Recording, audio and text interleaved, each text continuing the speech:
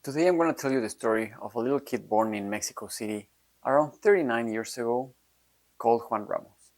Alright, you guessed it, it's me. So let me tell you my story and what I've learned through being alive and being myself. Point number one, kids don't need stuff. So I was born in a middle class family where my dad worked and my mom stayed at home. We did good, nothing crazy, not amazing, but not bad.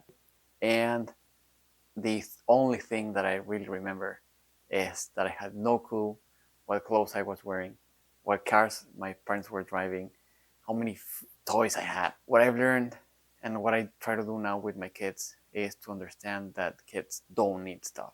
When you buy things, it's really for you, not for them. They don't really care to have 1,000 toys or the newest action figure, the newest cars collection. They only really care about the love of their parents and their siblings, maybe having a dog and creating memories with all the family. That's what they will really remember. But all the material stuff, not that much. So that's something that I learned that I'm applying with my kids. Then after I grew up, I had a pretty good childhood. When I was around 8 years old, my parents got divorced. So divorce is a big thing. I'm no expert, so I cannot say how much it impacted me or how deep, but I know it did, and I know it shaped my confidence and my self-esteem, the way I approach things in a certain way. So one of the things that I decided for myself is that when I got married, I would do everything in my power to stay married, and that's what I'm doing now. It's never easy, but it's definitely worth it. Once I finished my education and went through high school, I got the opportunity to join a pretty decent college in Mexico City. And what I learned is that college helped me network. So I really can't say right now if college is good or bad, if if I would do it or if I wouldn't do it if I could go back in time. I really don't know if my kids are gonna go or not because it's becoming so expensive that sometimes it doesn't make sense. But what I do know is that it helped me network. Over there, I met really good friends, and actually, one of them helped me move to the United States where I live now.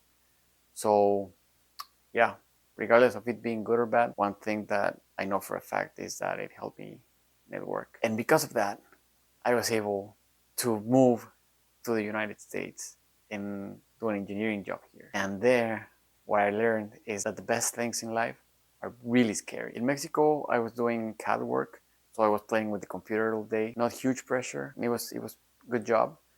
But then I got this opportunity to move to the States and join Stellantis as a release engineer.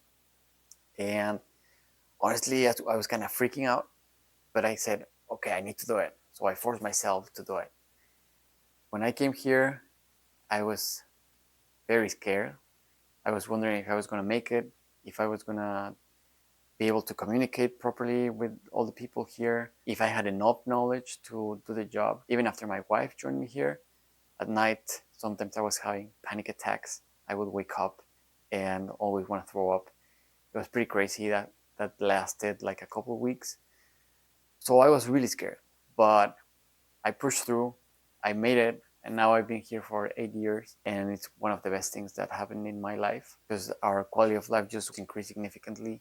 So, yeah, I, I now know that anytime I feel scared, I still need to do it. So I now know that anytime that I'm gonna do something that is great or it's good, it's gonna be scary, and I still need to do it, and I will force myself to do it. So it's a pretty important thing that I've learned. I really need to keep reminding myself that I need to do things, especially when they are the most difficult. And yeah, I had the opportunity to meet this guy, or to meet this friend of mine at college. But another thing that I learned through time is that you need to put yourself out there. Life is all about luck and being in the right moment at the right time. And what I've learned, and I've heard so many people and successful people say, is that by putting yourself out there, you're increasing your chances of luck or of success. So just put yourself out there, do it, don't be afraid, and you'll see you're gonna have great results. You won't regret it. And putting yourself out there is always scary. But I also understood that I need to be confident with who I am and don't be afraid to be different. So I have this passion now of personal finance. And in personal finance, the idea is to do what you want with your money, what you value, and use it for that, not to just be keeping up with your friends or your family. Then right now, honestly, that's the most common thing. Most of the people are just trying to keep up, buying the newest car, buying the best clothes, the watches, the purses, the shoes, sneakers. So it's difficult. It's difficult to be the guy that doesn't have all those things. I'm driving a 13-year-old car, and I get constant criticism from different people, friends, work colleagues, that I should get a newer car. But I really don't need it. It just gets me to point A to B. It's reliable, and not having a monthly payment on the car is letting me do a lot of things with that money. I can enjoy travel and experiences with my family, which is what I really enjoy, instead of having to pay for a car. So I've learned that I need to be comfortable with being different, and people probably are not gonna like it, and maybe you're gonna be frowned upon. But yeah, I learned to brush those things off and just be myself and enjoy what I want to enjoy. And part of that is why I'm starting this YouTube channel. In finance, you can only save so much, but income, there's no limit.